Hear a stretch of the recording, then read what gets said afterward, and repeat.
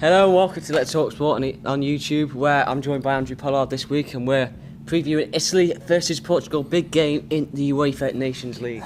Look at the enthusiasm on you. You had your Weetabix. Oh yeah. Christ, it was crisp fueled. Yeah, Italy and Portugal, big game. Big game. So, Andrew, the big news is that Cristiano Ronaldo omitted again from the Portugal squad and will be omitted. You've been taking himself. acting lessons. What's this? Very intense. Yeah, Ronaldo's out of action until the new year, apparently, by mutual consent. That he's on a bit of time off. I know there's supposedly that legal battle he's embroiled in, that's kind of gone a little bit quiet. And I guess he's just focusing on getting settled at Juve as well, which he's now, I think it was at the weekend, he scored the winner against Milan. It was his 8th goal in 12 games, I think. So after that dry spell, as Ronaldo does most seasons at the beginning, he's kicked into gear a bit. So yeah, no Ronaldo. That's big news. So in Ronaldo's absence, which players do you think will be key in this Portuguese squad? Obviously, just to name a few, you've got Andre Gomes, Bernardo Silva.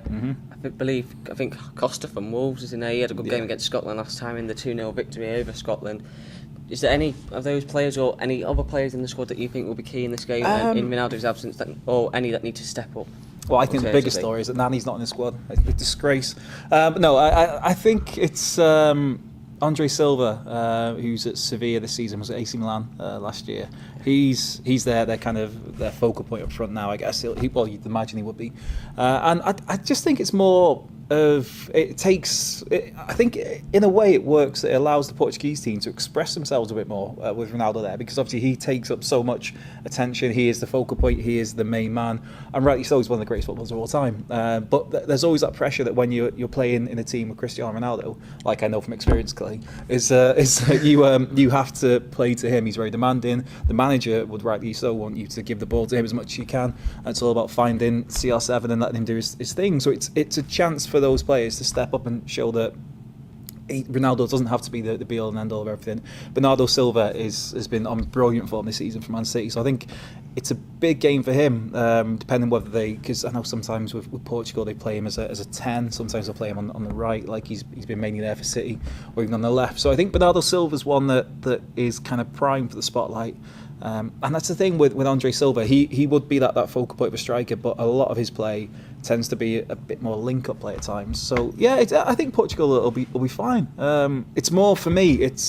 I think it's a bigger game for Italy because they've not had the greatest start under Mancini. They've struggled massively. So Italy need to prove themselves, really, I think. So what's Cristiano Ronaldo like in the dressing room? Well, about 8 inches on the flop. No, he likes his tan. Lots of flexing in the mirror, and yeah, that's about all I can say really. Good selfie game.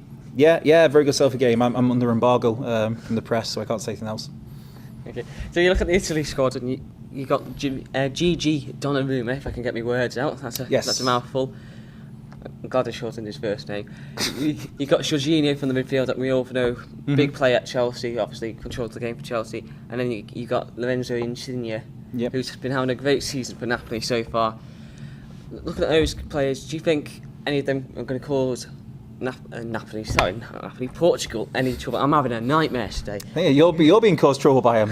That's what I can see here. Yeah, they could be, but it's Insigne. He's hit and miss for Italy. He does wonders for Napoli. When it comes to the national team, he's a bit hit and miss. Ciro Immobile is probably going to start as well, and he's another one where it hasn't really clicked properly for him at international level. So there's definitely the potential there. And the one that has my attention mainly is Sandro Tonelli, 18-year-old at Brescia, who's been labelled the next Pirlo, because in football everybody loves the next labels. Everyone has to be the next something, the next whoever. And this young 18-year-old is being labelled as compared to one of the greatest midfielders to ever play the game, which is a bit harsh, but he's a lot of pressure. He's at Brescia. He's been impressing. I know Chelsea have been sniffing around him, Juventus, a couple of the Spanish teams. So I'm interested to see, because clearly Mancini's brought him in for a reason. Maybe he'll get half an hour or a half even, but just I'd be intrigued to see how he does. If he's up to the hype, really, because I've only seen fleeting parts of him. So that's the one that's got my eye. Whether he plays or not, I don't know. But there's definitely a threat from the Italians. It's just don't know. They're in that transitional period that teams always go through, but it's rare of Italy because they've always been, for as long as I can remember watching football, there's rarely been a drop. Obviously, they didn't qualify for the World Cup, and they're still in that transition. But there's lots of threats there for them.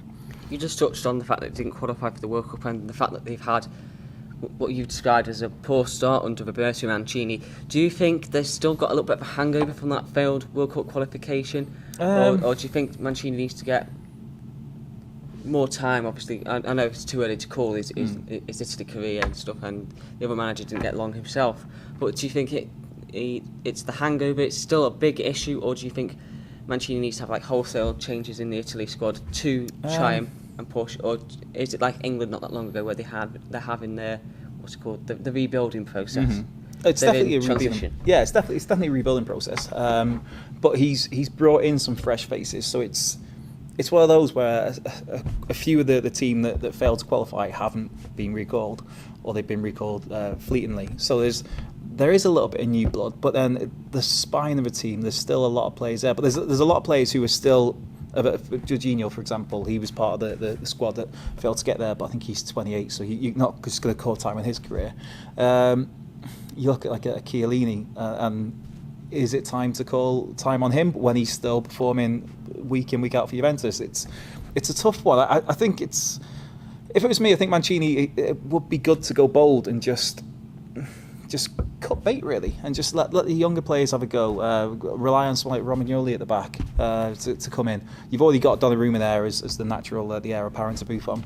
So I think there's just put a freshness in the team, and it's one thing to qualify, well, to try and qualify for a tournament, in this case, say the next Euros, away from the Nations League, which we haven't even mentioned, which is this game is in the Nations League.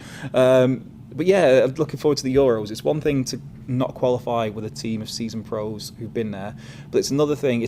People have a bit more leniency if you don't qualify, and you can see there's progress being made. It's a younger team. It's kind of with an eye on the next tournament or the tournament down the line. So yeah, I think Mancini needs a bit more time to bed in, but I also think he needs to be a little bit bolder maybe in some of his decisions. It's not going to make everybody happy if he was to say drop somebody like Chiellini, but yeah, we'll see. With your heir apparent to Buffon line, that was very sci-fi-esque. It reminded me of Star Wars. Heir apparent Buffon? What's that got to do with Star Wars? Heir apparent to Lord Vader. There we go. Reference from the new one. But back onto football. Have you got a score prediction in this game? I think Italy are going to get out of their slump, and I think they're going to have a 1-0 win. 1-0 win, Andrew says. For me personally, I think it's got draw written all over it. I think both teams got players that have quality in there, whether they're going to trouble one another. Obviously, they've both been struggling recently. I think they've both got players that have the flash of brilliance in them, with Bernardo Silva, and obviously I've mentioned Lorenzo Insigne on his day can be a quality player. But I think each team's going to cancel each other out, and I think 1-1 draw would be practical for both sides. Interested to see Mario Balotelli after his big recall last month. Didn't make the cut this time, not in the squad. Oh dear, Mario. Never change, Mario. Why always you? Why always you? So that was our preview for Italy versus Portugal. Don't forget to like, subscribe. We'll see you all very soon.